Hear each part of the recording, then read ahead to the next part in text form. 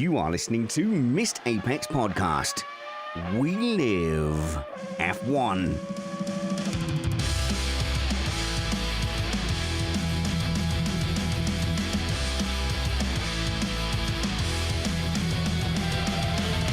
Welcome to Missed Apex Podcast. The title of today's show is Whose Race Is It Anyway? Where the rules are made up and the positions don't matter. That title supplied on Twitter by Neil. A close runner-up was Alex, who said Liberty Media have announced a new red flag sponsor, and an honourable mention for Wu-Tang Flan, who suggested with a gladiator gif, "Are you not entertained?"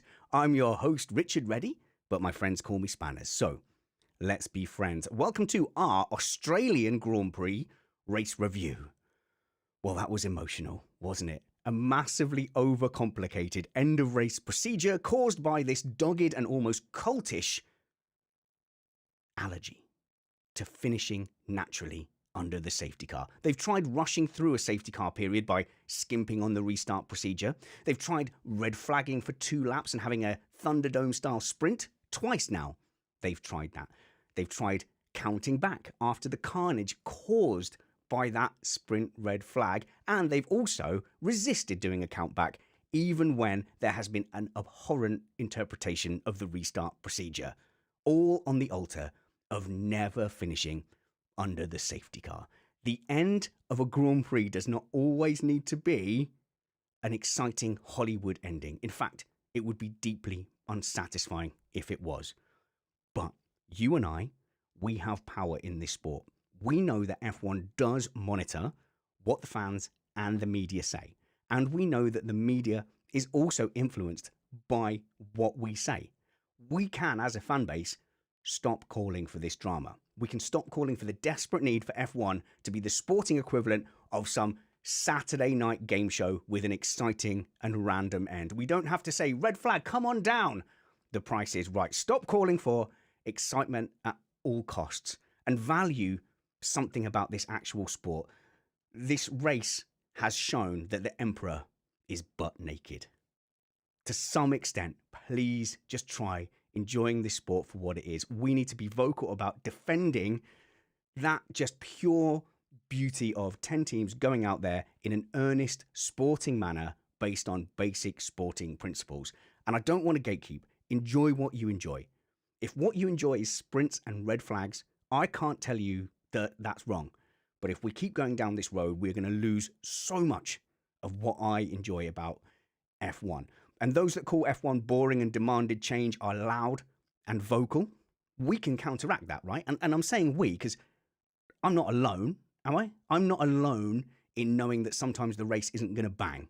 I know that every race isn't going to be a smashing, rip-roaring Hollywood ending. Sometimes you need the ordinary to make the special seem special. The sweet is never as sweet without the sour.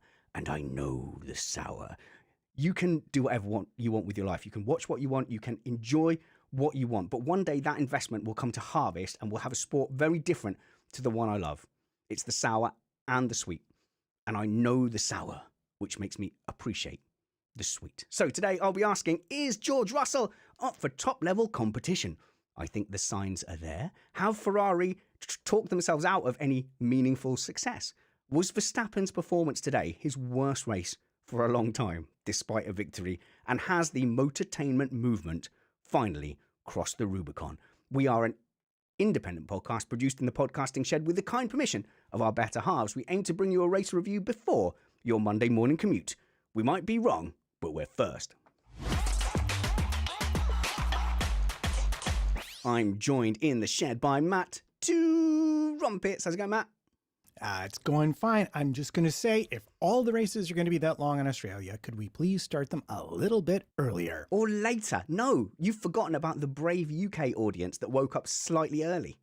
Unlike you, I am not willing to brave Uncle Steve's wrath, so I would go for earlier. Okay, well, night race is being muted, but let's go to our UK heroes. What time did you get up, Alex Jeansy Vangeen? I woke up at 4-ish, then 5:30. Yeah, I also set an alarm for 5, ignored that, and eventually woke up at 10 to 5, like 10 to 6, sorry, like everyone else. And we're also joined by YouTube streamer Scott Tuffey. How's it going, Scott? Hey, Spanners. Thanks, buddy. Was I watching F1 or was I watching NASCAR today? Yeah, there was. I got a little bit confused. And this is where I think we're going to start, Matt. This is our big ticket item. We have to get it out of the way. It is what you've coined intersportment, but definitely entertainment has kind of overtaken today. Am I wrong? Was my rant too ranty and weird? Well, yes, but that doesn't mean you're wrong. Okay. I mean, sportsertainment, we could call it many different things here. But the fact of the matter is, it's becoming increasingly obvious that for reasons, we're seeing what I would describe, based on how things have been done in the past, as an increasing manipulation of safety protocols for the purposes of racing. And I, for one, think that's problematic, although you might be surprised at my solution, which I think we'll get to later on. I think what we really need to ask, though, first is what on earth is the whole safety procedure for, Alex? And I was sat there a couple of years ago saying that safety cars would become more frequent because they were using it for the entertainment. I warned that using a red flag instead of a late safety car would become race director crack because they would do it and then their paymasters would be happy. But today, I think we experienced an abuse of the red flag procedure purely to manufacture and ending. It's slowly crept up on us, though, hasn't it? They just all of a sudden started feeding them in and feeding them in. And all of a sudden, we've got to today and gone, what the hell's going on? What was that? Why is everything a red flag and a safety car? Yeah. I think there's a mixture of things. Yes, they like to bring the cars back together, especially when there is one particular car running off at the front of the field. But also, I think they don't want to lose laps during the race. So, for example, the first safety car that ended up being the red flag with Albon, there was lots of stuff on the track. And Kyle Power was saying in our chat, being an ex-marshal himself, he was talking about the fact that they could have cleaned that up very, very quickly. But I still think to clean that up on a live circuit would have taken 10 laps. And Which one, Alex? To be clear, the first one. The first one. Yeah, the first one, and because there was gravel everywhere. So there with a and team bits of marshals, car and the barrier was slightly damaged. So for me, it's a case of I would rather see them come into the pits, mill about, and talk to their engineers for 10 minutes than have them lose 10 laps. No, I agree with that. And I think no one's really arguing with that one. With that amount of gravel, and you can see, right, okay, obviously you need 10 derricks in the marshal posts with broomsticks. You may as well get that sorted. I think it's the second one that we're talking about as the entertainment one. But what it did do was completely screw the strategy for the whole race. Yeah. And, I know Matt's going to want to get in on this in a second, but for me, it's a real conundrum because you can either not red flag it, and you save the people who've had a pit stop. Oh, sorry, you can red flag it and say you change the rules and they can't change tyres once it's red flagged, and you screw the people who didn't stop, or you keep it as it is and you screw the people who did stop. So who do you want to screw, Spanners? Scott, Stuffey, Tuffey. No, you're not the person I want to screw, Scott. I'm asking your opinions on these. I think my main thing here is, what is the purpose of the red flag? And we saw it with the Albon one. That feels reasonable. But how have we not got around to sorting out the tyre tactics and getting rid of the free tyre choice? I actually just want to disagree. I think I'm on my own here. I actually want to disagree with all of you. I think that red flag was unjust, really. Oh, the Albon one. Yeah, I think, and a number of other racing drivers I've seen online have commented the same thing, that how is it that required a red flag to clear up? Okay. I understand, Alex, saying that they probably wanted to check the barrier, but there's not enough gravel there, really, that's spread all the way down the track that warrants that red flag, in my opinion. There's nothing that, I mean, if you saw the amount of marshals, we only saw a little bit, but if you saw the amount of marshals that were there sweeping it up, I mean, wow. Maybe it's because of the ground effect now. The teams are worried about these cars getting damaged underneath. But red flags, ultimately, they're there for safety. That's what they should be there for. It should be there for worst case scenarios when they need to properly close a live track. But it feels like there's a bit of an abuse being used, and as Alex said, it's crept up on us. I mean, boiling frog. I don't know. I'd love to know what the specific stat is, but how many red flags have we had in the last 5 years, say. Yeah. Since Liberty Media's taken over, Yeah. how many red flags have we seen compared to previous ownership? And I would love the safety car stats as well, Matt, like full safety car, VSCs. And like we said, it can become addictive. No one here is against safety. But I think what we're really arguing is that the second one was less necessary than the first one. Well, I'm actually on Scott's side here. I think the first one was entirely unnecessary if your qualification here is the track needs to be cleaned up and the car needs to be moved. That could have been done and has been done in the past frequently under the safety car. So this is going to my grand unified theory of everything here that we're working towards, unbeknownst to you in this show. But the second one was even more. And again, Scott, you put your finger right on it. The problem is if you see Albon's accident and then the FIA tells you that they need to red flag it to clean it up, anyone who's been a marshal, anyone who's watched the sport a long time knows that that's simply not accurate. Or if it is accurate, there's something they're absolutely not telling us about it. They're being so untransparent, so opaque that you have the sense that this procedure is being abused. And this is where all of this starts, in my opinion. Stuffy. Yeah, and the thing is as well is that it's impossible to make decisions instantly. They need to assess the information that gets relayed to them from marshals on the side of the track and all the safety procedures that come into place. But that's when, which I'm sure we're going to touch on now, is the red flag rule in regards to them being able to tyre change and nullify the race and nullify all the hard work of other drivers who have gained positions. And then, I mean, realistically, Mercedes, once again, did they really expect the red flag to come out there? They maybe took a risky decision to pit George Russell from the lead, but I think most fans would, and most people on the pit wall would be thinking, no, that's going to be a safety car for X amount of laps. Yeah, so definitely that does seem to be what Mercedes thought, and so we may be surprised with that. But I think really, we will get to the race proper at some point, Matt. But the key issue for me here is the Magnussen had a blown tyre. Oh, and interestingly, Alex, we thought he hit the wall, but you were insisting that he hadn't hit the wall, and I think you were right.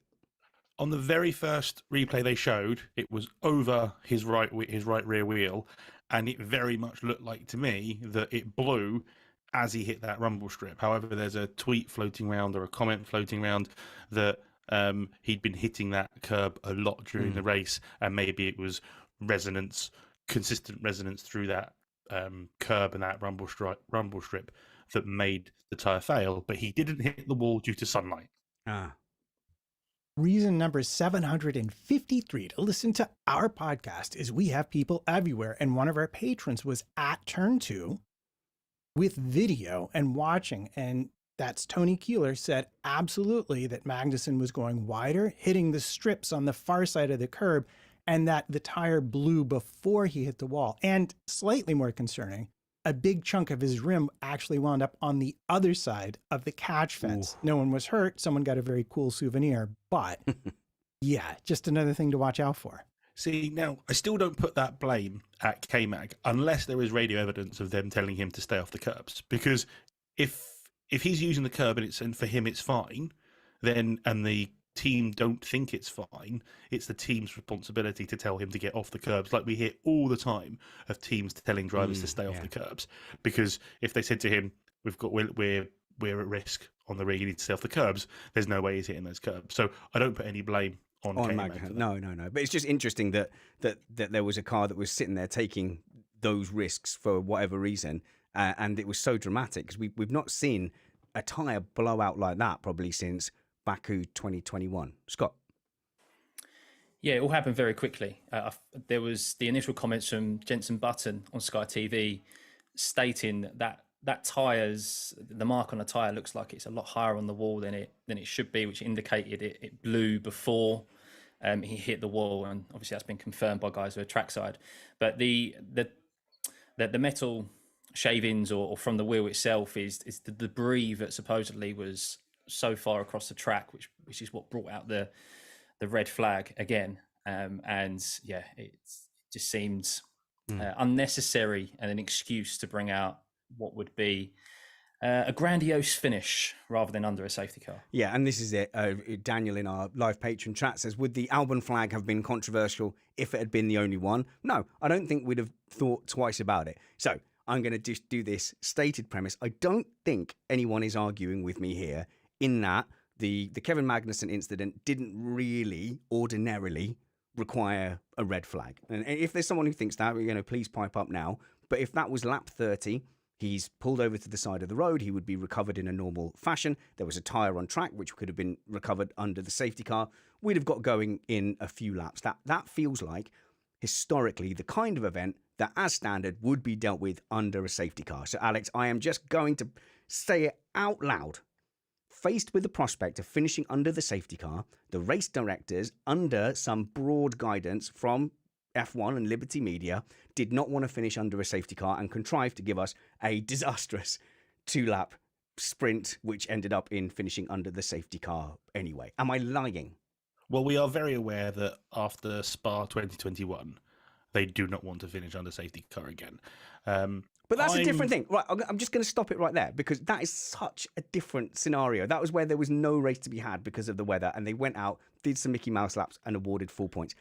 Surely that's not the same as a normal safety car finish scenario. They didn't have to go out. They did it to make points happen and to make sure that the fans didn't have to pay any money.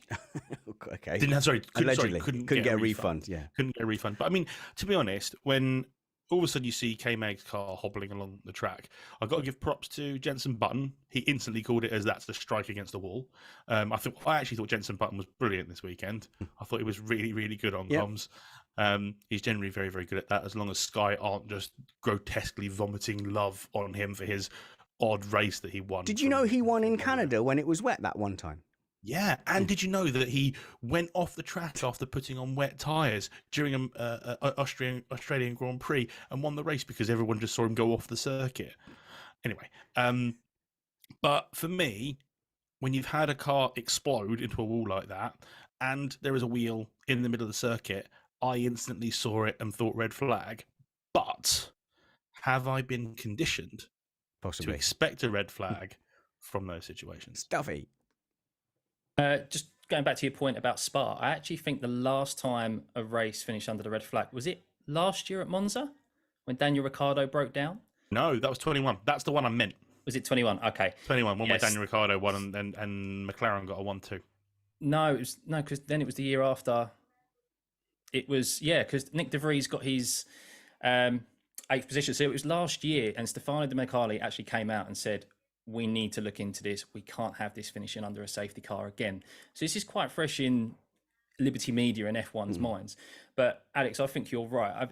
If that accident of Magnussen's was earlier on in the race, haven't we pretty much seen live race circuits of course we have. with more debris out on track than supposedly what was on track at the time with Magnussen? Like, the metal shards, I think, was really why they supposedly stopped for a red flag, not the actual tyre carcass itself. So wow, it's just Stuffy. contrived. I'm gonna stick with my thing that they did it to make sure they didn't have a safety car ending, and I will maintain that has been to the overall detriment of the sport, Matt, because the chaos that we saw, which we're going to discuss now in a game of whose fault is it, the chaos that we saw was not better than just naturally finishing after a safety car.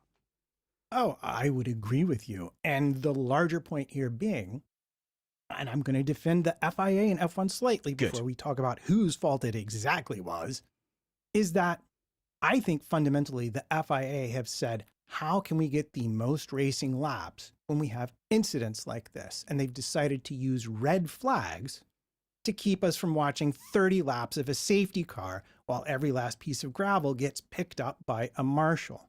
I actually don't have a problem with that, except for the current safety red flag rules are designed only for safety, not for competition.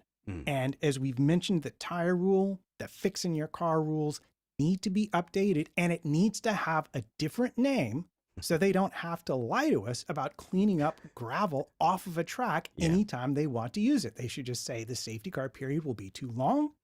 We're going to bring everyone into the pit lane. Competition flag. For 10 minutes, Just and say it. right back out we go. And that way you get more racing laps, which admittedly we as spectators want, but there's total transparency about what's happening. And I think that's the big issue, and it's a trust issue. And FIA and F1 need to be careful, because that's the one thing you don't want to break. We are going to cover the actual race as it panned out, because there was some fascinating dynamics between their Mercedes teammates, some deeply troubling things happening at Ferrari, and of course Red Bull and Aston Martin very much in the mix there as well. But first, I want to start backwards, so let's start at the end and play my favourite game. Whose fault is it? Oh my goodness! After a very, very well-behaved Bahrain Grand Prix and Saudi Arabian Grand Prix, we have witnessed some of the lowest driving standards of a Formula One race, possibly since that Spa race in the 90s where it was wet and 14 cars crashed and they all had to go back to the T car. We saw 16 drivers grid up on cold tyres from a standing start with 2 laps to go, and apparently with nothing to lose. Win or bin was the moniker of their tactics, tattooed on all their forearms. We saw some horrendous driving, and like in my marriage, we never just have a no-blame situation. It must always be someone's fault. So let's play Whose Fault Is It? Let's start with one of the low-key ones, Stuffy. The American rookie, Logan Sargent, into De Vries. Was it De Vries's fault for just being in the way? Of course it is. Don't you know that Logan Sargent was just admiring the grandstands and forgot he was in an F1 race? It did look like that. It did look like he just forgot. What was he doing? He actually looked like he was turning for the apex before the braking zone, and then turned into Nick De Vries. And I mean, Nick De Vries didn't have a good day at the office this weekend, but oh my God, Logan Sargent, I don't know how he's escaped a penalty. I don't know how. Yeah. I obviously understand Carlos Sainz which I'm sure we'll touch on, but how is Logan Sargent completely rear-ending De Vries? Just completely get away without a penalty there. Bizarre from him, because he's actually been quite impressive in the first 2 races, I think. So, an odd one. I know what happened to Logan Sargent. His VR failed going into turn 1. As he was going into turn 1, his VR blacks out and he just smacks into the back of De Vries. But as Scott alluded to, that wasn't even De Vries' first incident of the day, because he crashed into Ocon earlier on. But yes, no, there's no defence for So Logan Sargent on that one. I think he was probably just seriously, I actually probably know what happened. He saw all the smoke and carnage over to his right and was probably distracted and missed his breaking point. Yeah, and also is more likely what happened. I'm sure we could say that the concertina effect was exaggerated because of all the incidents up ahead, and that kind of, that gets more severe the further back you go. But I think some of the more interesting ones are up ahead. And the reason, by the way, I think it wasn't penalised is interesting in itself. Because of the incidents we're going to talk about today, in this little Whose Fault Is It, it certainly wasn't the mildest. But I think if we go to the most heinous one, I'm going to ask Matt, in your completely unbiased, non-fanboy opinion, in the collision between Esteban Ocon, a driver who you love, admire and defend to the hilt, and Pierre Gasly, whose fault do you think that incident was? It was Alonso for turning into Sainz. Yeah, that kind of turning into Sainz. Okay, well, you've skipped Sorry, ahead I couldn't a little help. bit. I You couldn't skipped resist. ahead. If we're only going to talk about those two, I mean, and I really tried to be neutral as possible about it, but the moment I saw it, it was on Gasly. He was re-entering the track. Ocon gave him extra room, and he just drifted all the way across to the other side, not realizing his teammate was there. And I know there are certain people who feel otherwise, and you're welcome to be wrong about this. You're entitled to your opinion. No gatekeeping here, as we say. But really, if you watch it and if you listen to the commentators describe it, and frankly, if you look at the body language of the drivers afterwards, it's pretty clear that Gasly got the blame internally for this, and that he's fortunate it was his teammate and not another team that this happened with. Well, Stuffy, he's very lucky, because it was actually a pretty wild rejoin. It's like you stream iRacing, and like that was straight out of a kind of public iRacing lobby rejoin. It did look like a number of official races or weekly races that I participate in on the regular. Every single one of your videos, basically. Yeah, quite a few of them. Yeah, it's 100% Gasly's fault. He massively locked up going into the first corner before Alonso was even touched by Sainz, which kind of really caused Perez to take avoiding action and then for Logan Sargent to hit Nick De Vries. But if you actually watch the replays, the reason why it's totally Gasly's fault is that he's looking in his left-hand mirror. He's not even looking. He's not expecting anyone to come on his right-hand side, and you can't blame Ocon, who's actually got through the carnage and has got a much better drive to swoop around the outside. It's just Gasly not checking his mirrors, and I think that's why Ocon was, with the whole scenario of the restart anyway, I think he was a little bit like, yeah, that's one that he's probably been given a little bit of a telling off. I bet. And it's a shame for Gasly, Alex, because he was having a really good race, but you can't rejoin, go the width of the track and take out your teammate and not have it be your fault and not expect a bit of a shoeing when you get back to the garage. Yeah, so he's gone off and he's come on in the middle in the middle of the corner, in the middle of the circuit, when he probably should have stayed tight to the inside of the track.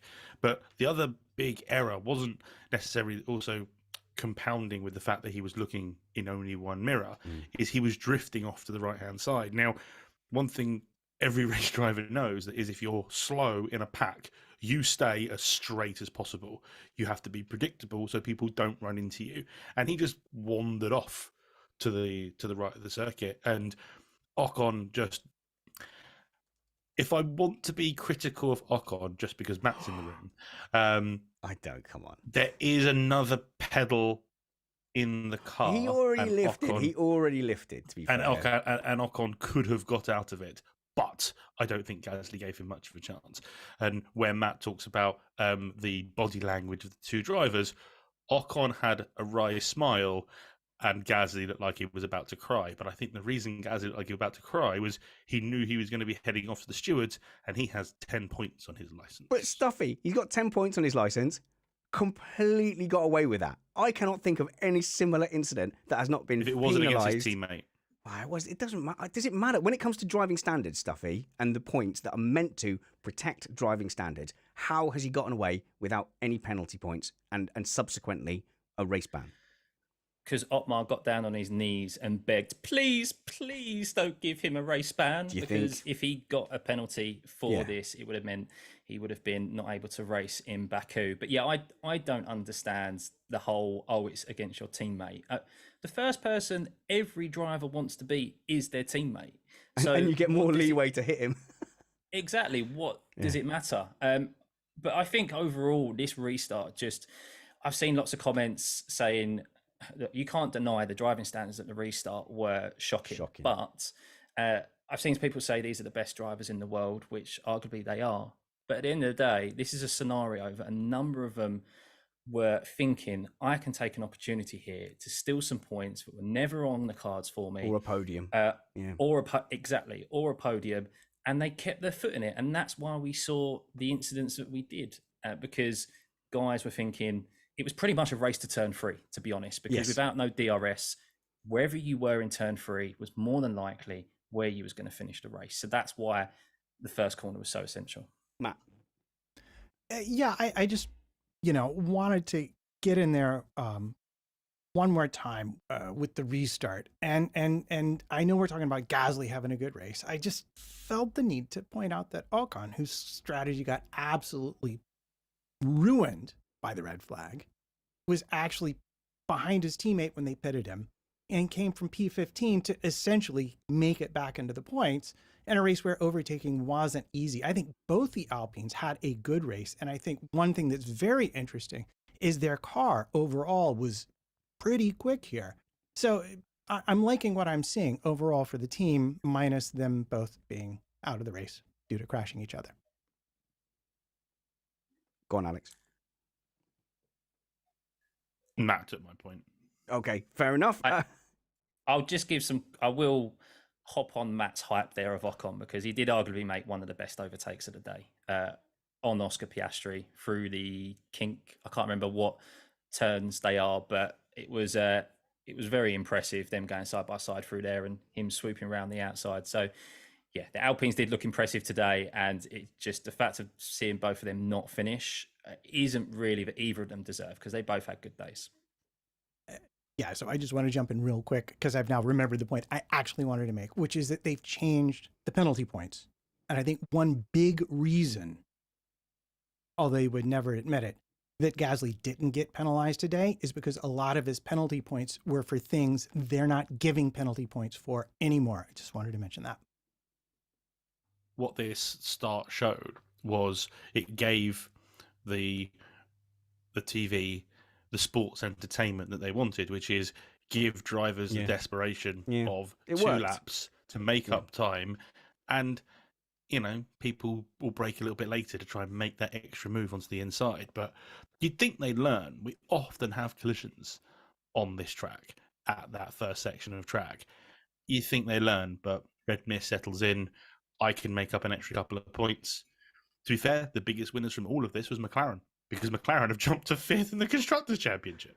Red mist, you say? Like Carlos Sainz, the remaining Ferrari on track, goes in there and takes out the coveted and protected and much loved Fernando Alonso. How dare he smite him? He gets 12 penalty points straight away. It was a harsh penalty. I've never seen someone go through the 7 stages of grief so quickly, get stuck on bargaining so absolutely as Carlos Sainz did. It was one of the most, like, if you're the TV director, at some point you've got to stop broadcasting that, because Sainz just seemed broken. He seemed distraught. And whilst I do think it's a little bit of a harsh penalty, I think that if Alonso was looking to his right, he could have used a little bit more room on his left and allowed that a little bit more. But it is on Carlos Sainz to not hit the car on the outside.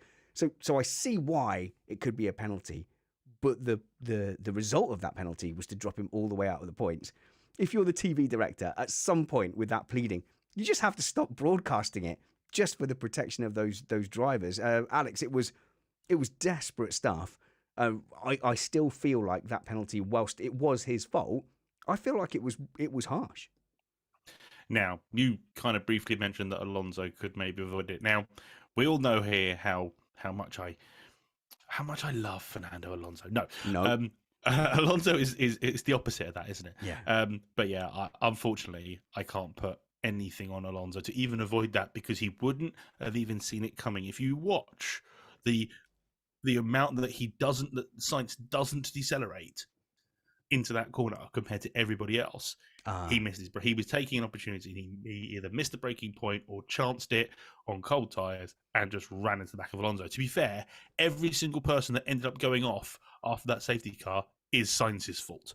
So I originally said the penalty that Sainz got, he shouldn't have got, because they rolled everything back, readjusted the positions, so he shouldn't have got the penalty. However, considering the carnage that he caused, he had to be given a penalty for that, and not finishing in the points is probably justified.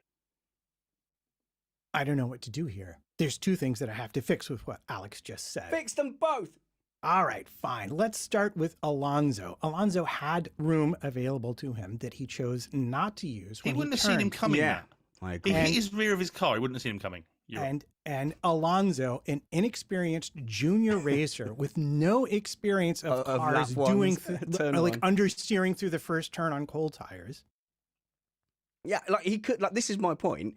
Like, if you look at him, but he didn't follow in Hamilton's wheel tracks, for example. He was a good scooch over to the right-hand side. And, you know, it's lap 1, it's turn 1, it's cold tyres, Alex. Are you really going to make me defend Fernando Alonso? Yes, I want to hear Please, it. I don't want to. But no, Alonso would have firmly had his eyes on Lewis Hamilton and not be looking out the back of his helmet to see a car that isn't stopping in time for turn 1. You cannot put any modicum of blame on Fernando Alonso, however much I'd like to find a way to blame Fernando. Stuffy. Yeah, just a quick one. Alonso, actually, if you look at it back, I think he slightly got a better exit than Hamilton. So he was looking, the reason he could have had more room on the left, which I agree with, but the reason he didn't is because he's already looking at getting that swoop around Hamilton. Right. Yeah. But, of course, Sainz has come in a little bit too hot. He hasn't locked up the wheels, but he's gone in a little bit too hot. And in that split moment, probably thinks Alonso's going to take the normal racing line. It didn't happen. The issue there is that I actually disagree with you, Alex. I don't think Sainz caused all of that. If you actually look at it, Gasly's the one who causes it because he caused the smoke from the big lockup, which is why Logan went into the back of De Vries, as per your actual reasoning earlier. And he caused the crash with Ocon. The others actually get round quite easily because Alonso just slides or spins off out of everyone's path. So while I understand the move itself in particular scenarios does warrant a penalty, the fact of it they've stated Gasly hasn't got a penalty because it's a first lap incident. Logan Sargent hasn't got a penalty. They haven't even acknowledged it. And then they did state in their reasoning, oh, well, normally we do give leniency on the first lap, but he wasn't the overall cause of that incident. Sainz actually got away with it quite clearly. And I totally understand why Sainz is crying. And him in the interviews afterwards with his Mourinho moment, I'd rather not speak. I'd rather not say anything, but you forget, was brilliant, Scott, and justified. You forget, he hit Alonso.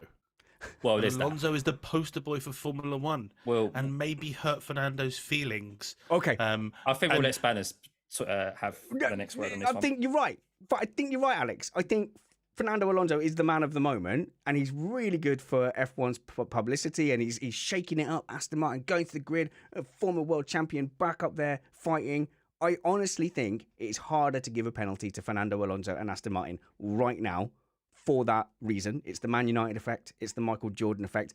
Not going to dwell on this. All I'm going to say is let's just keep an eye on this throughout the season, and let's see how many penalty decisions, rulings go in Alonso's favour, because the next thing that upset me was the whole way the countback was sorted out. That after all that crashing, you had Yuki Tsunoda popping up into fourth place, Perez had lost positions, Alonso was back in P11, and they just did a full redo and a do-over, Scott. And I don't understand why none of that stuff that happened is acknowledged anymore. It's all gone. None of that happened except for the cars that retired. And I just don't feel like you can undo racing action. And if it was the end of the race and there was a countback, there's precedent for that. But just to kind of go, nah, let's do a do-over, everybody go back to where they were, that sucked for me. Yeah, it was also with how long it took him to make that decision and inform everyone as well. Everyone was waiting around forever. The last 5-6 laps felt like they took an hour to complete. I think they did. Because everyone was just waiting for them to make a decision. They didn't even. What really riles me up about these scenarios we've seen is that they don't seem to have planned scenarios in place. They don't. I mean, maybe they do, and it's difficult to plan for every. They're hiding it very well outcome. If they do. Yeah, it just. Even so, you'd be able to take elements from different scenarios and make an informed decision, especially a lot quicker than they have. But I think, the comments from Alonso after the race of saying Lewis Hamilton defended like a champion, he raced like a champion after slating him and making more digs in the week, I think just indicates he's a smart man, Alonso, and just indicates how lucky he knows he probably is with that countback decision. Because otherwise he would have finished outside the points. But I think overall it's the right decision because they couldn't quite pinpoint. They didn't get through the first sector, I think it was. And there was the mini sectors.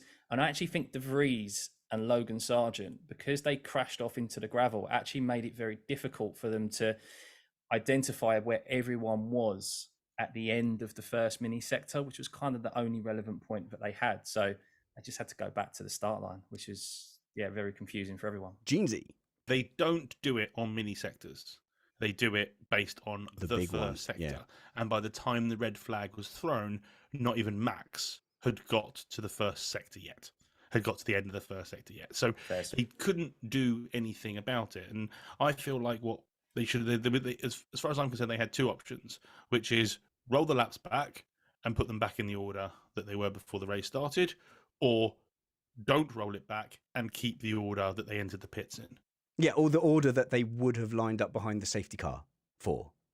And that would, to me, would have, that for me would have kept that racing alive, because it's almost like, well, you go, okay, well, all that racing you did in the first couple of laps, doesn't count because we're resetting it. So you can go into that red flag restart map with just more like abandon, because you can be Lance Stroll and you can stuff it all by yourself after gaining 4 laps and then just go straight on in turn 3, and then you get a redo. Both Aston Martins get a do-over.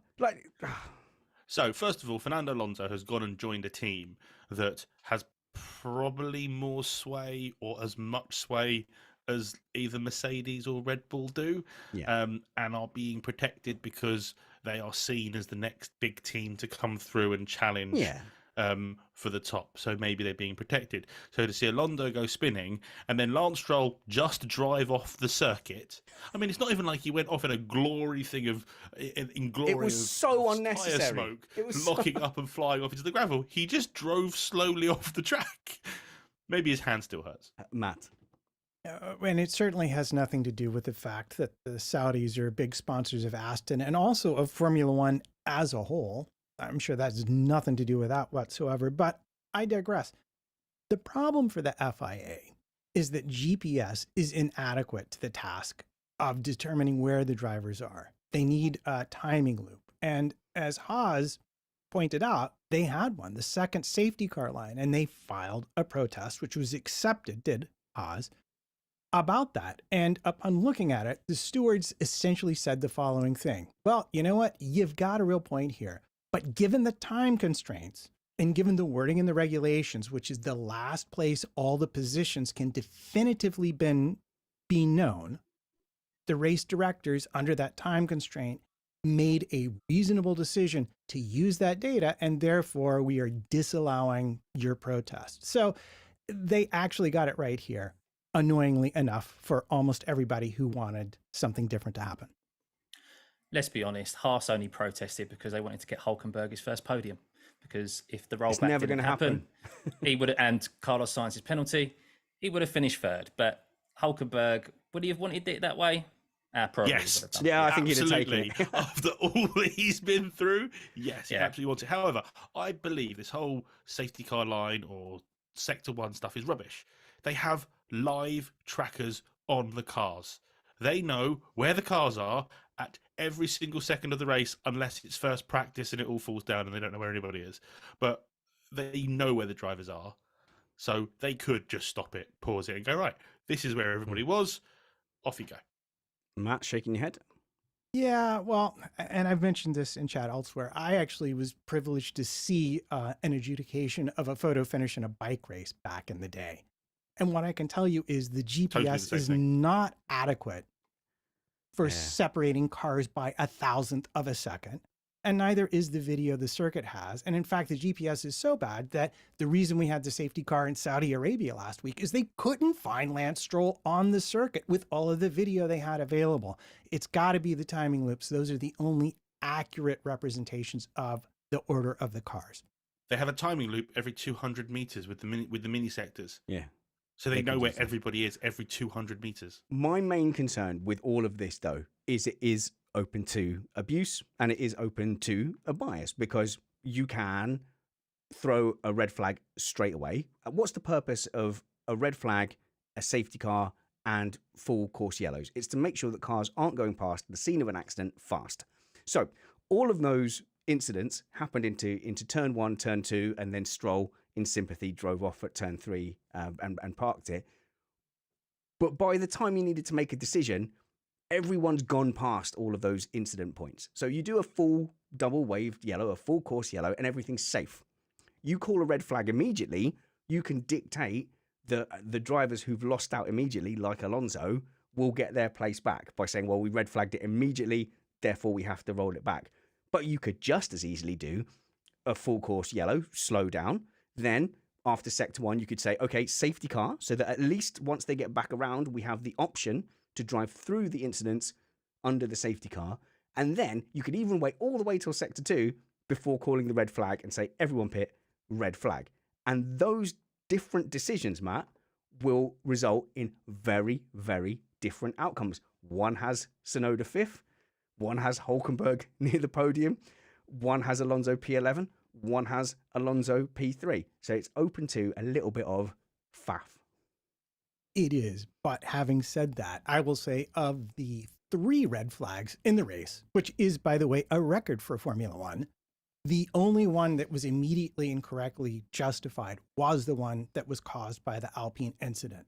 That was a clear red flag from the off, I think. Yeah. And the only one that really should have happened, which of course, without the others, we wouldn't have had that happen. So, I mean, oh, no, this had to be a red flag. Absolutely. Yeah. Oh my goodness. If anything was a red flag, exactly, that instant was a red flag. So I'm not disputing that. I'm just saying you don't have to call a red flag straight away, because full course yellow does the job to start with. Safety car then also gives you more options, and then you can choose to red flag or not. But the timing of that decision tree changes the result massively. Which is why it needs to be its own thing and transparent about how these decisions are going to be made. And, you know, given past precedent, Silverstone and stuff like that, it was within the boundaries of what one might expect, as disappointing as it was to the many fans of the drivers who lost out. On to the racing action. The first driver to completely stuff it in this year's Australian Grand Prix was Charles Leclerc in an incident with Lance Stroll. But whose fault was it? Vangeen. Alex Jeansy Vangeen. Who? Charles Leclerc. And it's hard for me to say it's Charles Leclerc because, again, it's against Lance Stroll, which means I have to defend hang on. Whoa. Another driver that I don't like. Lance Stroll was behind by the time they made contact. Hit the rear of... Charles just came across. Oh, okay. Charles just came across. Unfortunately, there's not much more in it. And obviously, whenever there is an incident involving Lance Stroll, me too. always want to blame Lance Stroll. Yeah, I'm trying my best, but you're getting in my way. Stuffy, Stroll was from behind and just hit Leclerc. Stroll with those mirrors again, right? I initially thought that was the case because I thought he does move over ever so slightly to the middle of the track. But after watching the replays, yeah, Charles is trying to sweep around the outside and he just turns in a touch too early. But Charles Leclerc, he looks a broken man. It looked desperate, didn't it? It was desperate. He looks like he doesn't want to be, he wants to be anywhere but in that Ferrari at the moment. And I mean, could he have tried a bit harder to get that car out of the gravel? It looked like he kind of put his foot down on the throttle and just went, nah, it's done. I don't even want to bother. I'm going to be at the back of the grid. And I don't want to be here this afternoon. Stuffy, it's a real good point, man. I do wonder about the morale, Alex, because there's a few things about Ferrari that make me think, you know, it's either desperate or they've kind of mentally given into, yes, we're trying really hard, but it's going to go wrong. And you look at Leclerc coming from behind against Lance Stroll there and doing a move that was almost guaranteed to get him taken out of the race. It's almost like, well, if it's going to go wrong, it may as well go really wrong. But I think it's also got a lot to do with the fact that neither driver are enjoying driving this car at the moment. Last year, they had a very nice car to drive that started off very, very fast and gradually got slower. And now they have a car that's not very fast and not nice to drive. And I think the drivers are having to overcompensate with aggression. And unfortunately, when you try and do that, especially when Charles Leclerc doesn't have the best reputation for not being crashy. No, he's really it's crashy. Not going to be a good recipe. And I actually think because of that, I think Carlos, despite this third, 12th, 11th restart, whatever it was, when he took out Fernando, he's the less crashy of the two drivers. So I actually think Carlos might end up being getting the better of Charles this year. Wow. I think I agree with Stuffy, and I think Charles wants out of Ferrari. But what a choice. If you're Ferrari, right, who do you back now? The guy who is just far too far on the edge. Like Leclerc, that's always been the criticism, isn't it? Like, does he have the most Friday free practice crashes of any top team driver? It's got to be up there. And he's just... Sorry. No, I don't think that's the stat. But what is a stat was last year, Max Verstappen had more wins than when Charles Leclerc was on pole than Charles Leclerc had wins when he was on pole. Yeah, Stuffy. Yeah, I don't think Carlos Sainz is holding face or saving face a little bit more in front of the media than Charles Leclerc. Carlos Sainz is kind of towing the PR line. Yeah, we know we're not as quick, but we're plugging away. We're trying to do well. And maybe that's because he can see internally that things are maybe more heading support-wise into his direction. Whereas Charles, even in qualifying, he went, yeah, I got a tow from Carlos and I still qualified behind him. Yeah, really good, isn't it? Like, it's just, there is not good morale in that team. And even though Fred Vasseur has come in, obviously he's taken over Bonotto's kind of car and team. He's got work on his hands to try and keep Leclerc at Ferrari. I mean, who knows where he could even go, but who wouldn't want to take a Charles Leclerc?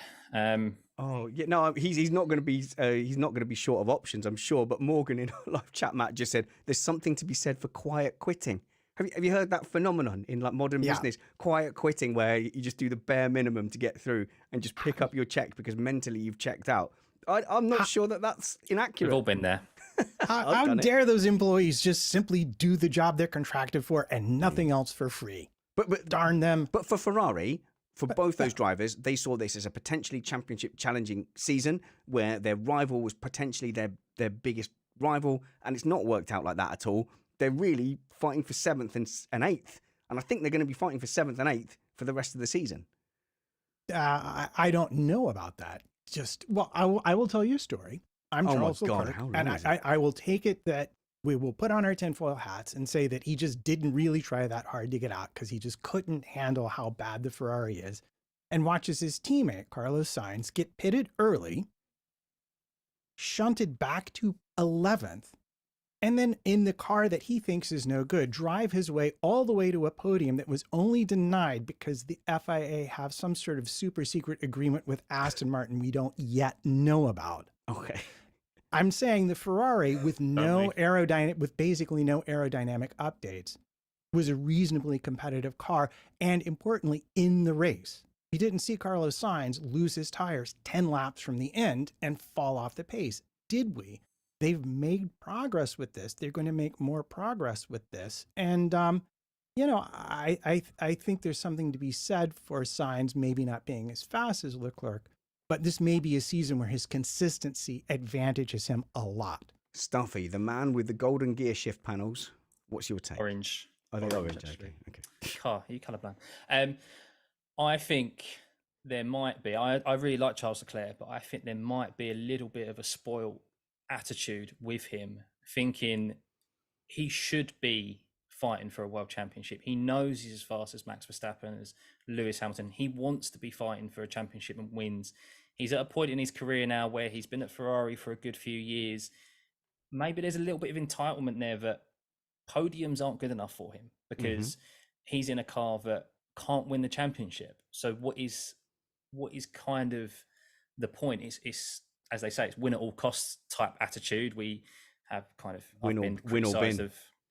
Yeah, I think so. And I think that's kind of what it is at the moment. And I think there's a little bit of like, I should have had an opportunity to win the championship last year and fight for it. I didn't because a number of strategy calls. Don't think they had the car anyway. And then this year he's turned up and he's absolutely nowhere. And he's sitting there watching Max go off into the distance and already thinking, he's hurting. Why? He's hurting. Yeah, I think he's hurting. And I think he's just thinking, why am I even turning up? What's the point? I agree. Alex? I need to clarify a little bit on Stuffy's point about Charles Leclerc being as fast as Max and Lewis. The problem is on a single lap, probably, maybe, definitely as fast as Lewis and Max. Yeah. But I think over the course of a race, he's not disciplined enough. Oh yeah. He makes too many mistakes. That's the one. Yes. And that's the difference between being a fast racing driver and a good racing driver.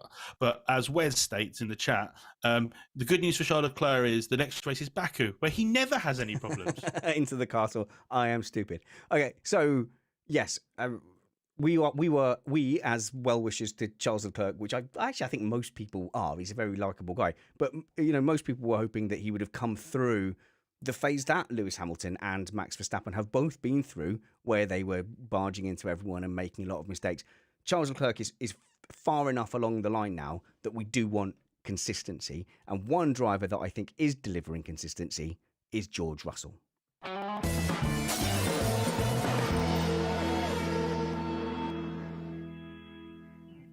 So, my personal fan allegiances, which I love to bear here on Missed Apex podcast, do not really stretch to George Russell. My fan tingle has not been set off by Mr. Russell, and I don't see myself particularly supporting him in the way that I support Lewis Hamilton or Sergio Perez. However, I don't even, by the way, think that he's on a level with Lewis Hamilton and Max Verstappen, say, in that raw top tier.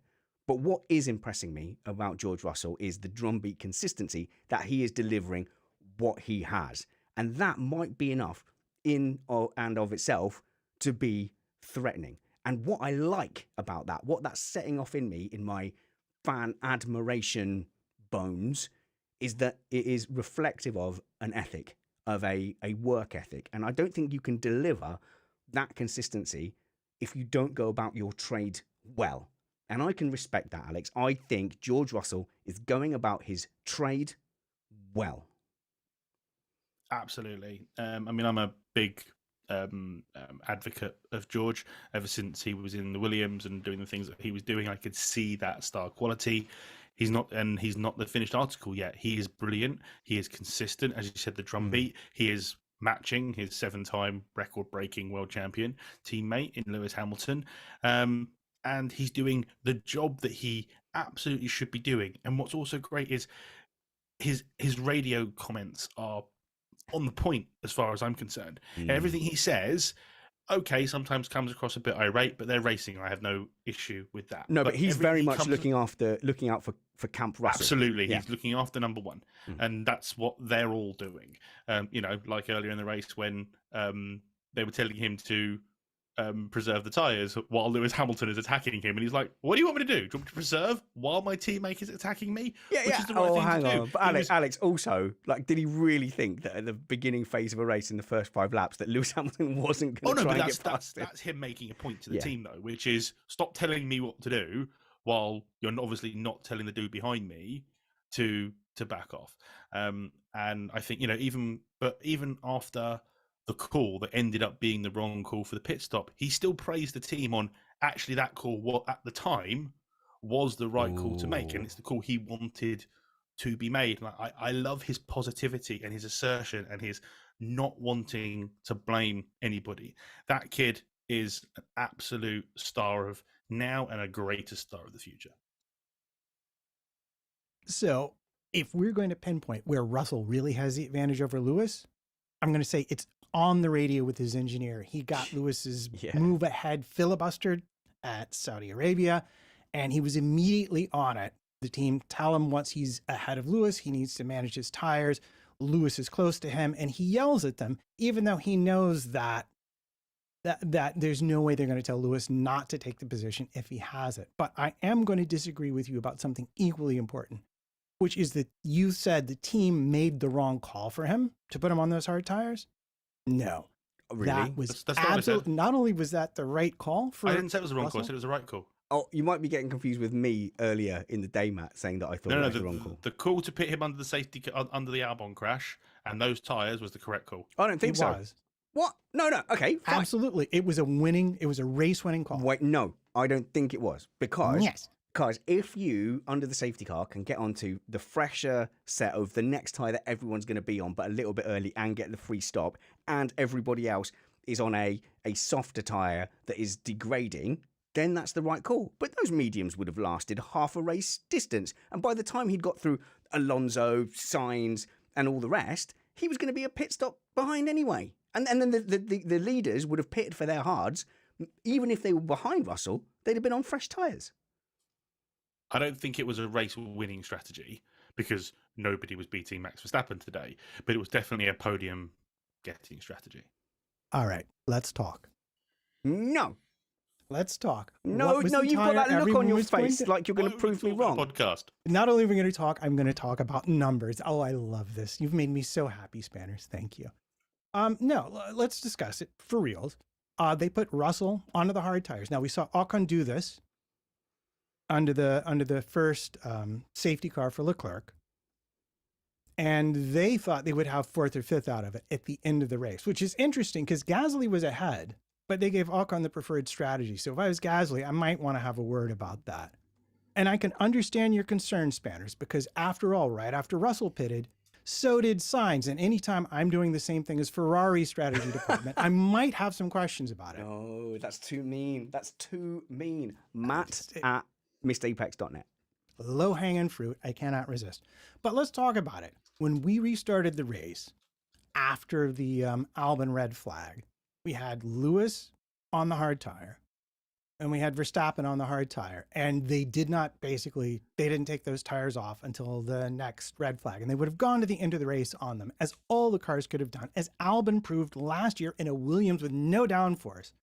This tire at this circuit will do a whole race distance without a problem, unless you're Kevin Magnussen and you keep on hitting that ripple strip. And even then, it's your wheel that failed, not your tire. And I looked at the time loss. At the biggest time loss I could identify by Lewis to Max, once Max got by him, because the Mercedes is terrible at warming up those hard tires. And from a standing start, it was inevitably going to happen. Russell was similar pace, quicker actually, but in the 23s instead of 22s. I looked at his pace. The farthest back he was ever from Max was 11 seconds. Time gained under that pit stop, time saved under the pit stop was about 14 seconds. So when I tell you it was a potential race-winning strategy based on the best evidence we can find from the actual race that happened, yeah, Russell would have had easily 3 to 4 seconds over Max at the end of the race. No, my caveat to that has to be the fact that we know full well that Verstappen wasn't pushing at his full race potential. And we know even Hamilton wasn't. We know Alonso wasn't. Max cruised past Lewis, got a 2-second gap in half a second, it felt like, and was instantly managing again. And he slowly eked the gap out. If the team told him, right, you need to pick the pace up because George is going to come up the pit lane ahead of you, he'd have gone a second and a half a lap quicker because he showed it on multiple occasions that he could go a second and a half quicker. Matt, come back on that. Not for a whole race distance, number one. And number two, let's not forget, Max drove himself off the circuit trying to go faster. Don't even pretend to me for a second. He was texting his dad, I understand. That all of the cars, because of when they changed the tire under the red flag, were engaged in a serious game of tire and resource management to make the end of the race. So when I compare these numbers, all the teams were under exactly the same resource restriction to get to the end. And that's why I think they're valid. I still don't think they had any opportunity of winning that race today. Lewis even said that in the post-race interviews as well. But I think going back to George Russell and his consistency, he seems to just have a better grip on this new regulation of cars compared to Lewis. Lewis even said at Saudi Arabia, but George had lucked out into a better setup. Oh, he didn't say that. He didn't quite say that. It was okay. Something he said. He said if I'd have gone with George's setup, that I would have done better. Like we went in different directions. His was the right one. He was insinuating that George had a better setup than him. Yes. Well, George consistently, by the sounds of it, is got a better grip on that car, as you referred to, relationship with his engineers. Just seems to have a better handle on these new regulation cars than I think Lewis has. And I think Lewis is taking a lot more time to get up to speed with them compared to George. Whether that will correlate in raw pace, I don't know. But in the day, you still need to finish. And, well, of course, George didn't do that today because his engine went pop. But his consistency and his will-to-will that we've seen has been impressive since he's been in Mercedes, I think. Alex, we shouldn't get carried away, should we? Because there's a lot made that George Russell qualified ahead of Lewis Hamilton, but it was by half a tenth. Yeah. I mean, the biggest thing that Lewis has been struggling with is, in his words, feeling the rear. And what that means is when the rear is coming round or the rear is moving, that you know what it's going to do. And if you've ever watched Lewis Hamilton in the previous seasons, the way he drives his car is he gets it on the nose and then deals with whatever the rear gives him as he's going through a corner. If you can't feel that, it takes away all your confidence. And I've said this millions of times, which is if you haven't got confidence, you can't go quickly. Well, you drive with And your that's been the butt in problem. go-karts, isn't it? You're a Absolutely. you're a butt driver. I'm a butt driver. It's exactly what causes me an issue in simulators, because I lose that element of feeling and I lose that feel, which loses me time in a sim. But with Lewis, what you've also got is they've moved. Their car is further forward, as in the driving position for where the driver is further forward than some of the other cars. And that, again, I think is hurting the balance of what Lewis likes to drive to. And he is having to compromise himself to drive this car. No, I tell you what, we're talking a lot about butts and driving butts. But, Alex, I still George think... is dealing with it better than Lewis. Yeah, at the moment, and perhaps, Lewis is being a bit peakier because he's looking for that ultimate Lewis Hamilton type level.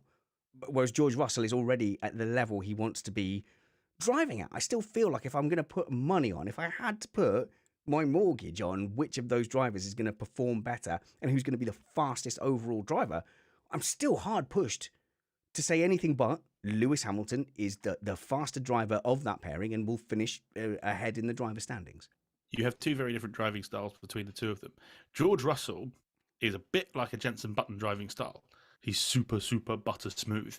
Doesn't make too many aggressive movements on the wheel, but ain't much. He's like Jenson Button 7.0. He's that much better than Jenson Button if it was. And Lewis is still that aggressive, a bit more like Max. I mean, again, I would love to see the prospect of Lewis and Max in that Red Bull together because I think they have very similar driving styles. I also, I try to pride myself on I'm a 42-year-old professional presenter. But all I'm thinking right now is, when the flames were coming out of George Russell's car, that looked so cool. It looked like a rocket ship.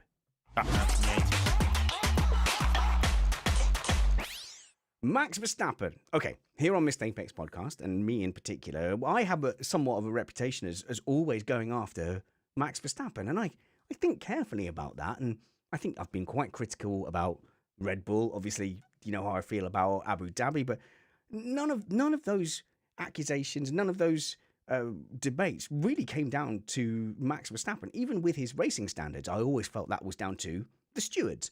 And I've said, if you're going to drive, against Max Verstappen, and he's getting away with that, and it's not being penalised, that means that is how racing is done best.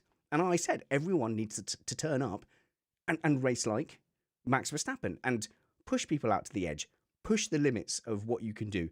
Ask for forgiveness rather than permission. So I've not really been critical of his driving style. If I've ever been critical of anything, it's been how it's been policed. Definitely have been critical of Red Bull. Definitely have been critical of the way things were managed and decisions within Formula One that perhaps have gone his way. All I'm asking for here is a bit of leniency when I say this was a bad Max Verstappen performance, and that seems like a really weird thing to say about the driver that won somewhat at a canter. So I'm going to look around my panel and see who might be disagreeing with me. Is Alex Vangeen disagreeing with me? Max Verstappen had a bad race, a bad weekend. If we are quantifying it by the fact that he 25 had points. one tiny little trip onto the grass. No, it's more than that. He had two terrible restarts. He got outraced and outmuscled by Lewis Hamilton. That clearly got into his head. He had an excursion on the penultimate lap. Sorry. Go on. I said no out of instinct. I wasn't trying to interrupt. No, as Max said, through that first lap, he had more to lose than the two guys coming through. They had nothing to lose and they lobbed the cars at him. Yeah, and that's what Hamilton said in his dominant period as well. And he just tried to survive. And I do not blame Max for not getting his elbows out because he knows they have incredible pace in general and a DRS advantage that even against other cars with DRS, they're gaining about 2.5 tenths with this triple, quadruple, super DRS that they've got. So he was like, if they're ahead of me, I can just get straight past them. So I don't call that a weakness on Max's race. I actually call that a strength on Max's race, which is protecting himself. Okay, he had the off, which is very weird, but he had the off. But it's a very weird. So I'm gonna finish my list before Stuffey gets in. Sorry. So outmuscled. I'm gonna stick with outmuscled by Russell at the start. by Hamilton a little bit later on. So badly twice off the line did he start those starts and restarts. The off into the penultimate turn, and in the very final restart, incredibly lucky because he actually jumped the start, but just didn't jump it by quite enough to trigger a false start. Stuffey, please tell me that I'm not going mad. This wasn't a good performance. When he wins with a dominant car, I look for the things he did well. But today, the car dragged Max Verstappen to the win. I get what you're saying, Spanners, because you have to look at it from an isolated perspective of just Max Verstappen. We know that car is easy, the quickest car on the grid, but throughout the weekend, he struggled with the car. It was very snappy. He took it for the gravel, I think, a couple of times. He obviously had a lockup today. I mean, I can only think of the spin in Hungary last year of him making a mistake. Yeah, pretty much in the last year and a half. And for Max Verstappen's standards, yeah, it wasn't his smoothest race weekend as a whole. I think, though, yes, he did get outmuscled by George, and he did have and Lewis, and he did have some bad starts. Poor race, he did have an off, bad starts, and he did have yeah. Where's the but in all of this? You're just listing all the things he did wrong. Well, I'm saying, but he does have the quickest car out on track, and he can drive. Only real only real competitor this season, unless something drastically happens throughout the year and everyone catches up, is Perez, who was starting from the pit lane. So he knew with the DRS, with how powerful it is in 4 DRS zones, that he was going to at some point overtake the Mercedes. So he was playing a long game. It was smart from him, but it wasn't a flawless Max Verstappen performance by his standards from what we're used to, really, over the past year and a half. This is a terrible show for me. I'm defending all the people I don't like, and teams I don't like. But with regards to Red Bull, I think the car just isn't very quick off the line. They've had both of their drivers have had poor starts all season. Perez has had poor starts since like 2006. But as far as I'm concerned, when the starts are that poor consistently, I put that down to the car. And the Merc, on the contrary, even last season, has had very, very good starts. So I'm not going to put slightly mediocre starts down as a Max Verstappen fault. I think the only real fault Max made this weekend was his little off at the penultimate corner, and I'll forgive him that because he was probably bored. What about nearly stuffing it on the final restart, because that was so close? Like that's on par nearly with the brake magic error from Hamilton. That could have thrown away a win easy. It was a bit wide, but he captured it and it was fine. Okay, Matt. Well, I want to point out that everyone's talking about this really fast car, but it's a really fast car with a fragile gearbox, which might explain why the starts are not particularly lightning, because that does put a lot of stress on the old gearbox when you drop the clutch, and the downshifts that are causing him trouble. And let's not forget that Perez only started at the back because he had some sort of car trouble yesterday they weren't able to fix. The idea that this car is bulletproof and super reliable continues to show itself. So in some ways, I would make the opposite argument. I think it was kind of Max dragging this car to the win with the aid of some flags that really helped him out a lot from a strategy point of view, because he didn't have Perez as his rear gunner. He had both Mercedes to deal with. And, so that argument can be made. But the flip side is you could look at the job Perez did, where he finishes 5th, which is 3 spots higher than they thought he would get. And you could still argue that, well, maybe Perez still did a better job with a very fast, but not entirely reliable or consistent car in the race. Okay, but we can at least agree that Lewis Hamilton, Fernando Alonso, and Max Verstappen in equal cars in a 2021 type scenario, the things Max got wrong today was enough to lose the race multiple times over. Absolutely. Oh, okay. There you go. That's all I'm saying. Stuffy. I think just lastly, Melbourne has never been, or Albert Park has never been a great track for Max. He's always had a lot of spins, a lot of issues there, lockups. It's even as good as these drivers are, as Alex said earlier, if you don't have confidence, then you're not going to perform to the best of your ability. And especially in these cars, like, you need to be fully on it. And I think this weekend as a whole, he just struggled. But that car is just so efficient with the DRS and in a straight line that no other car passes anyone in the DRS as quick as that Red Bull, and he would have easily passed the Mercedes at any point during the race.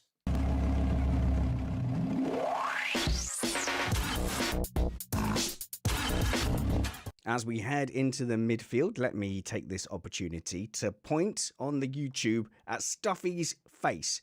Scott Tuffey is a YouTuber, has one of the best iRacing streams out there, Stuffey, up to 11,000 subscribers, near enough, and that still isn't enough. You have such a relaxed style. It baffles me how you can stream with your VR headset on, commentate on what you're doing, and the most impressive thing is when you get launched, as happens inevitably on an iRacing sim racing hobby, you just keep your cool. And I would love to do what you do, but I know that my flash to bang is so short that it would just become a rage channel.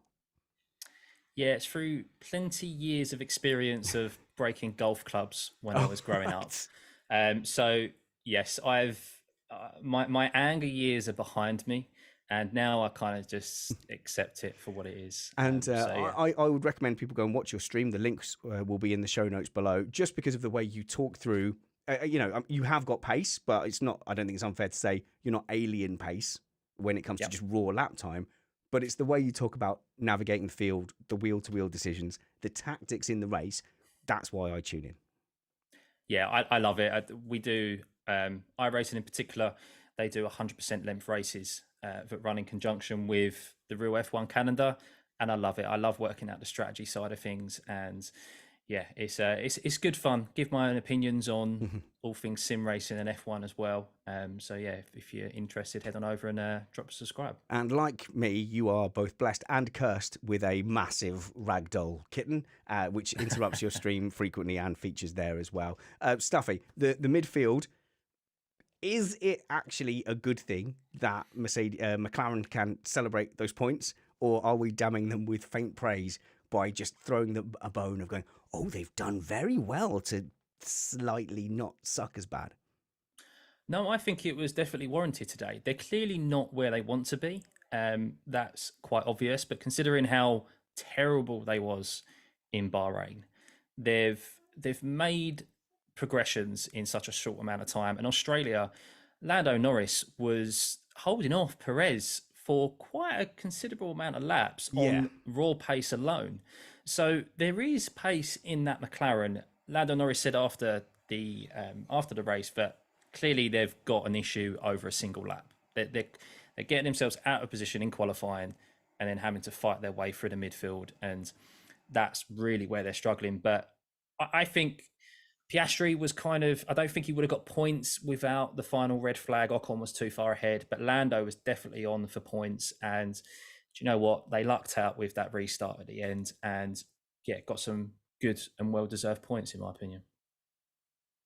Yeah, the car isn't the disaster entirely it's been made out to be, but it's pretty clear if you look at top speeds and stuff like that, it's carrying a lot of very draggy downforce and isn't really competitive with Alpine or Ferrari or Mercedes or Aston or Red Bull. So they're not where they had planned to be.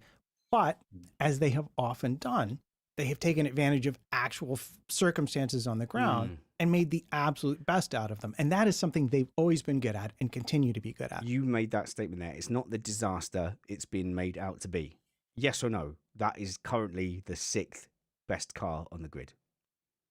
Who are you saying McLaren. is Above McLaren? it, Alpine, It would be, yeah. Alpine, Ferrari, and then the top 3. So they're the 6th best car. Well, I easily they're the 6th. Disaster. So that it is the disaster that they're making it out to be. 6th or below. That's a disaster for McLaren. I'm frankly fed up of people throwing McLaren credit for not being last. Is that what we're doing? 6th best car means they're not in the points every race. Yeah. That's a disaster for a team that has all the facility. Martin Brundle once said about McLaren, he said, you go to McLaren, you go to MTC, you look at the facilities that they have, and you can't understand why they don't win every single race. They have the best facilities of the entire paddock, and they cannot make a race-winning car. Sorry, Matt. You know how I don't like to pick a fight with you or ever disagree with you over anything. Oh, I know. We always are just chums and friendly and say the same thing, think with a single mind we do. Yeah. And that's only on the show. If people knew how much we disagreed on other stuff. Alex Jeansy Vangeen, you also stream occasionally. And I miss the days when you were streaming like shooty gun games on VR and your flight sims. The flight sims are probably coming back because I've fallen back in love with that. The shooty stuff, well, the game we used to play, Onward, is fallen out of the backside and went and died. So that wasn't as good. That's good. I didn't like everybody seeing squaddy spanners anyway in full VR mode. I actually made a video the other day of me flying an F-18 and doing air-to-air refueling for the first time, which was fun. But yeah, so I'm trying to get into some more streams. The thing I'm doing the most at the moment is I'm making liveries for people on iRacing, which I'm really enjoying doing. Especially, I get some challenging ones where I don't particularly like the idea that I've been given, but I have to go to their brief. I recently made a car that looked like a shark. I saw. And I recently made one today. Made one with lots of pastel colours, which I'm not a big fan of. But like I went to the brief and the customer's happy. That's the important part. Pastel, so like BWT livery. If you do want an iRacing livery, either Twitter or Discord or any other places, just search for my name. You'll find me somewhere. Feedback@missedapex.net. I'll forward that to Alex, and we'll make sure the link to your streaming services is below. Alex, just make sure you get that to Matt, and it'll appear magically in everyone's show notes. But a little bit of hope for Haas. Now, Haas is a team where we can say, if you're not last, you're doing well. And as a fan of Kevin Magnussen, I wish it was the other car that seemed to be doing well, but it is Hülkenberg that is taking this Haas by the reins and seemingly doing well.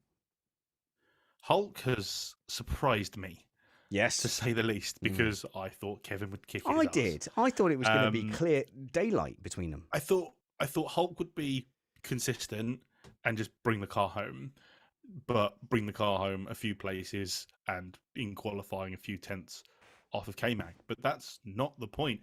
Maybe K-Mag is feeling the pressure, and Hülkenberg has just slotted himself into that car, is perfectly comfortable, and has gone about his job of only ever finishing at an absolute maximum of fourth because he signed a deal with the devil and is never allowed a podium. You will be handsome and rich, and you will be covered in glory and loved around the world, but you shall never grace the podium. And that happened today. He very easily could have had a podium today. Oh my goodness. But the gods decided, the curse, no, it's real. You still have this deal. I'm not wrong. The curse is real. Stuffy. I have to issue a heartfelt apology to Nico Hülkenberg because when it was trending Hulken back, I was thinking, no, there's got to be someone else for Haas. Yes, it was not an exciting option, was it? No, we've seen him as a super sub, and I think he'd been given plenty of opportunities to prove himself. But my God, he's taken that Haas. I was going to say dragged, but he hasn't dragged that car. Just that normaled Haas, it. He's normaled it. He's normaled it into Q3, 3 races in a row now, and he finished P7 today.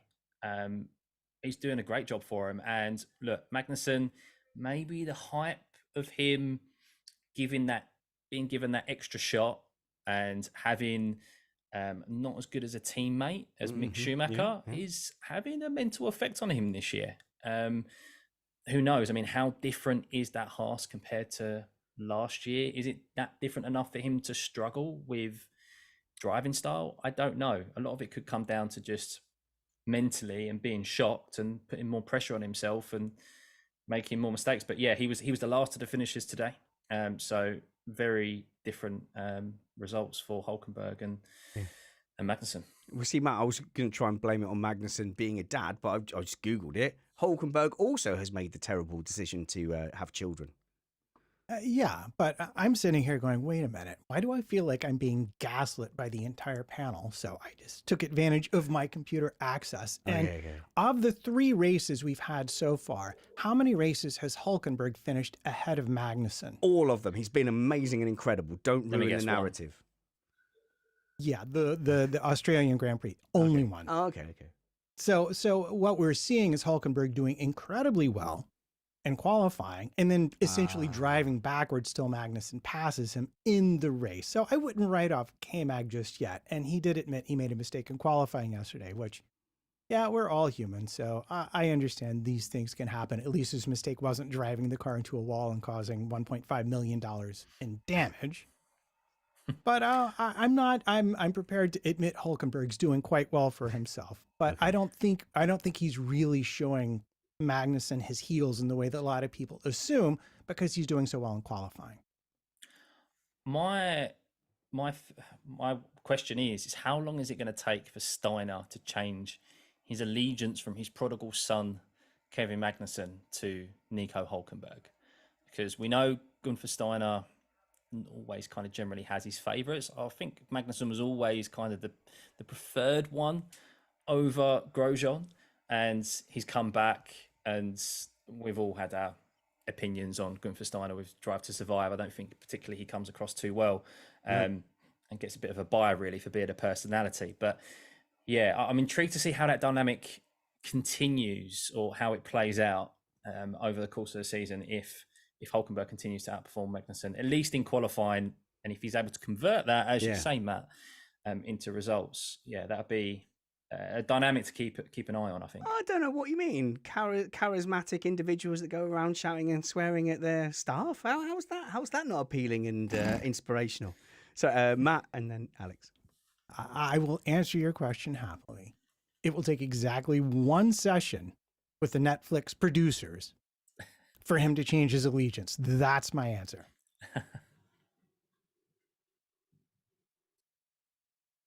And Alex passes on that. Sorry for that pause. It's the second time Matt's nicked basically what I was going to say. Yeah, sorry. And I was unprepared. I was pouring myself some refreshment. But these are the things that make sense when you watch on video. And I would urge you, if you're an audio listener, just come and check out the video production every now and then. I know some people who drop into the live stream and then catch the rest on the podcast player. And if you're a video viewer, do make sure you subscribe to us on your podcast app. And by the way, it really, really helps us if you just set it to auto download. So whenever we upload an episode, it gets downloaded to your phone straight away, ready for you. That helps us massively in the charts because the charts favor it when people download it all at the same time. So if you're subscribed, even if you listen to it on Tuesday, if you get it downloaded into your podcast app with an auto download 2 a.m. Sunday night, you can set it to. That really helps us pop up and appear in the charts. And if you want to help us even further, tell your friends to check out Missed Apex podcast by going to missedapex.net. That will give them the options to, with one click, listen to the video or audio. And if you think we really are doing a super smashing job, then check the show notes for our Patreon link, patreon.com/missedapex. For $1.99 a month, you can have an ad-free feed and check out our pre-race Friday patron-only previews, where we tangent a little bit, go off on one, talk about what we thought of Friday practice, make some predictions for the race, and also we waffle a little bit about our lives. And, I talked about my Forrest Gump moment where I just went on a 3.5-hour expedition off the bat. If that's the kind of worse waffle content you like, then maybe think about checking out our Patreon, patreon.com/missedapex. But now it's time for the awards.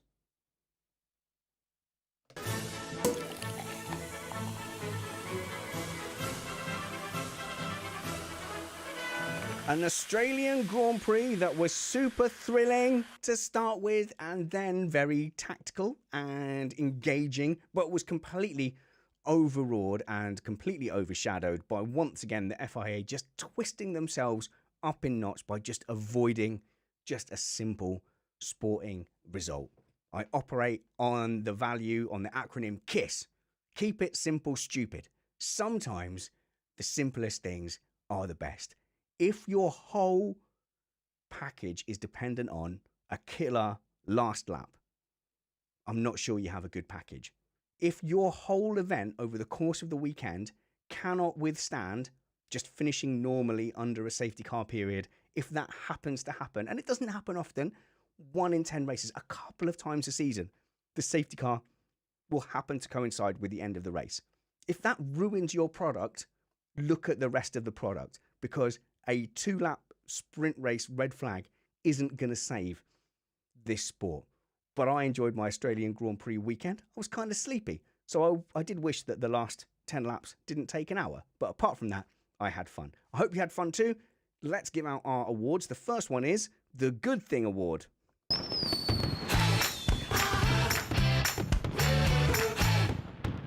Okay, so we start off super positive. Let's start with you, Matt. We never start with you. At MattPT55 on Twitter. Links to your show notes, to your social media is also in the show notes because you do the show notes. So you make sure yours are at the top in bold, and then in tiny letters it says also follow Spanners at SpannersReady on Twitter. Even though I'm the best one, I get second billing. But I'll go to you. I'll go to you first. Gaslighting me all the way home. No, I appreciate that. I'm the victim here. I'm the victim. Who was your thing of the weekend this weekend?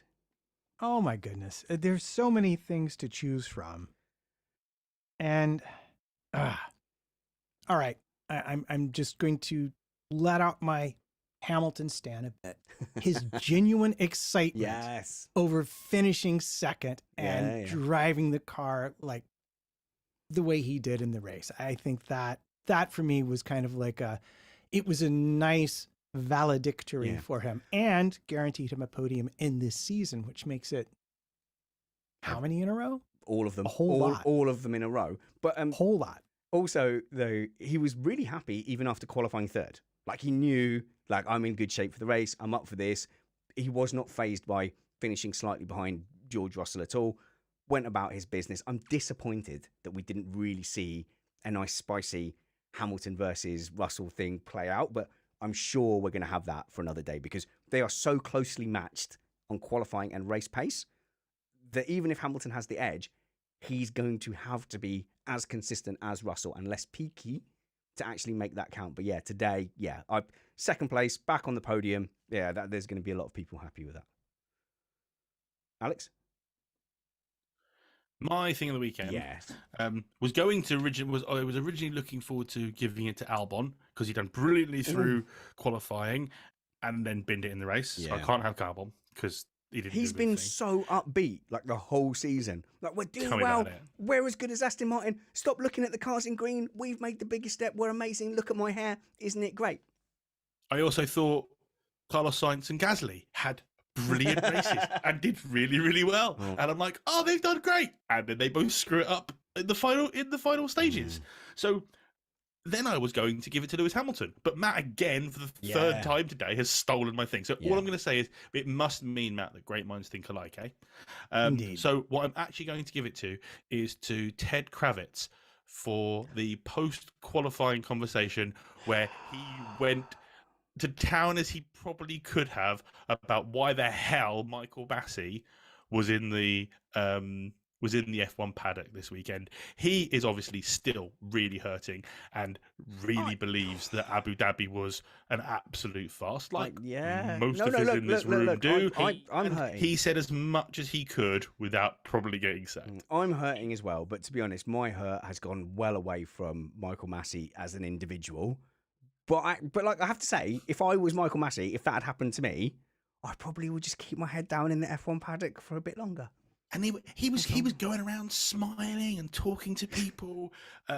One guy on TikTok caught up with him and said, "I'm a Lewis Hamilton fan. Do you fancy explaining yourself about Abu Dhabi?" And he just walked off away from him. He goes, "No, don't want to talk about it." At some point though, just we'll say, like on a personal note, at some point the individuals involved in that do have to be able to move in with their lives. So no one is suggesting that Michael Massey has to go in like a forced exile. He can move on with his life when he sits and does a tell-all interview as to what actually happened. He signed an NDA, so he can't. I'm sure he signed an NDA. I'm sure he can't. So let's move on then from that. Then he's going to have to not suffer, because that's the wrong word, but then he's going to have to deal with the flack.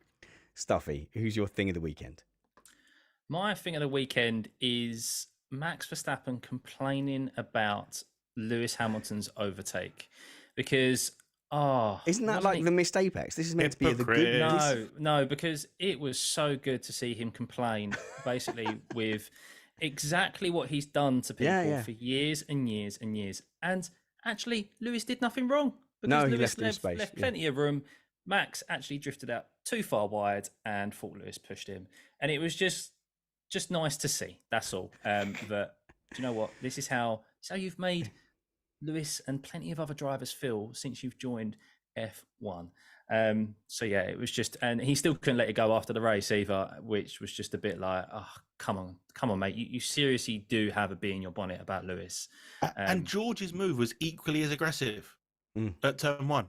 Yeah, It was equally as aggressive. He didn't care about George. He doesn't care about anyone else making a move on him. It's only when Lewis makes a move on him that he just gets really upset. But it was just nice to see him moaning about it, and that there was actually nothing wrong with the move whatsoever. But So that that's my rule thing is of the week. only clarified because that is what I have called the Verstappen move for a long time. And 100%. before that, that was the Hamilton move. But Verstappen took it to another level. But surely Max Verstappen cannot complain about people pushing them wide. But he did what I said Rosberg should have done against Hamilton, which is hold your ground.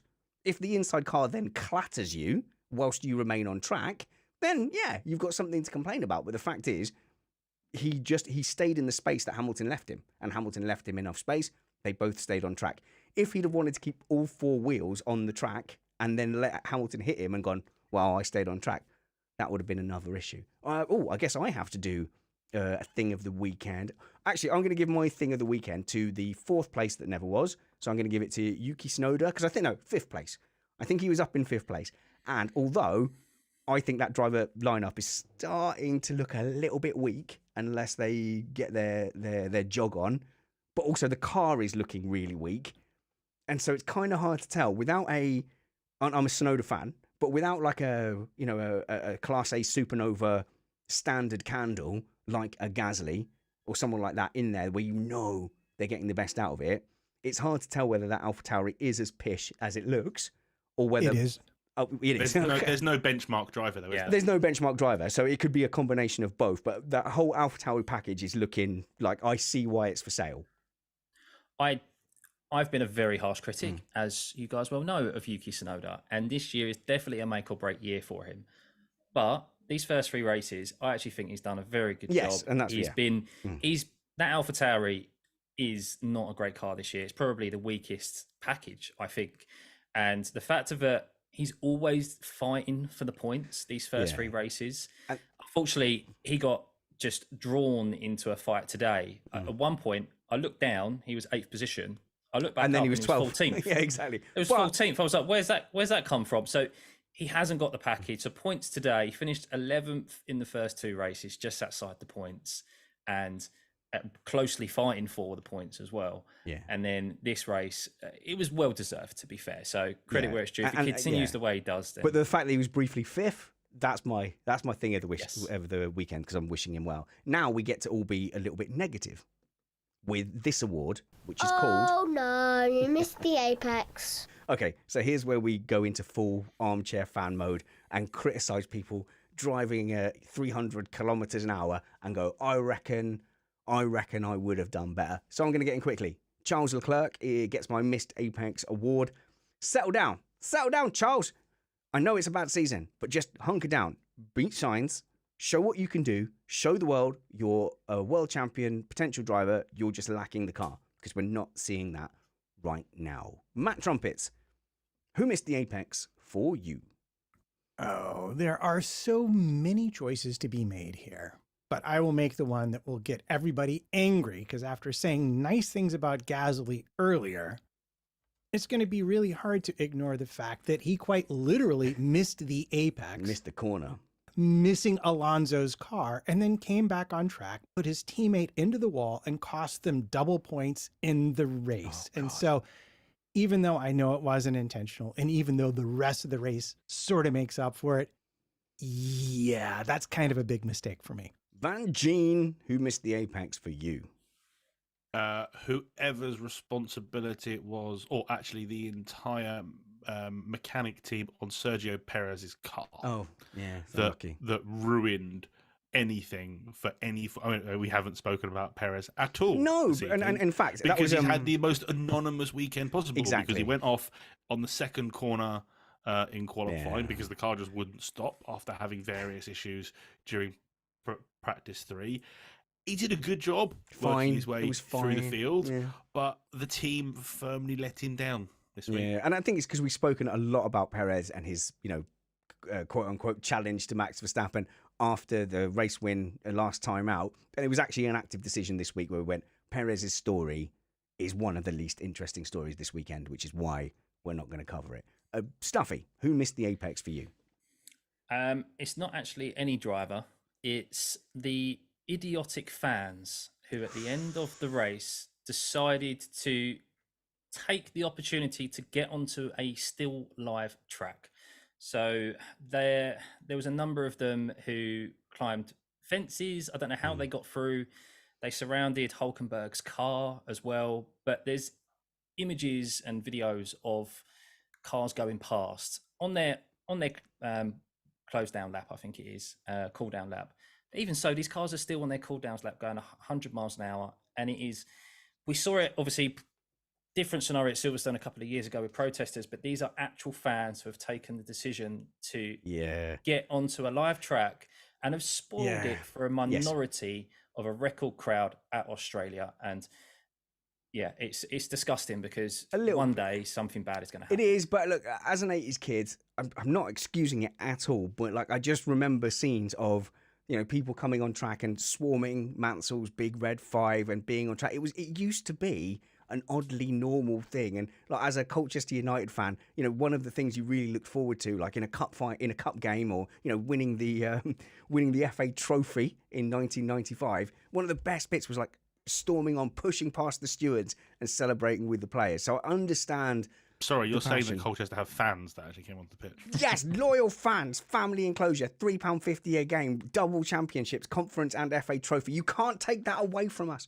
But yes, it's not acceptable in this day and age, and we are still trying to understand whether Uncle Steve, Amy, and our Jono Simone were amongst those people. Matt?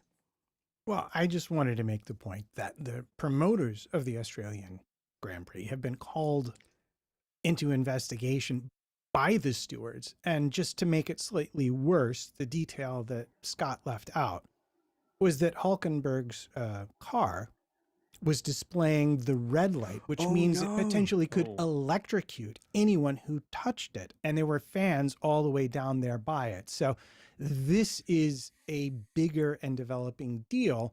Probably it will all get worked out in smoky back rooms, as it usually does. But yeah, I'm not going to go wholeheartedly in blaming the fans if it was that easy for them to do the thing. Yeah, look, go on. Yeah.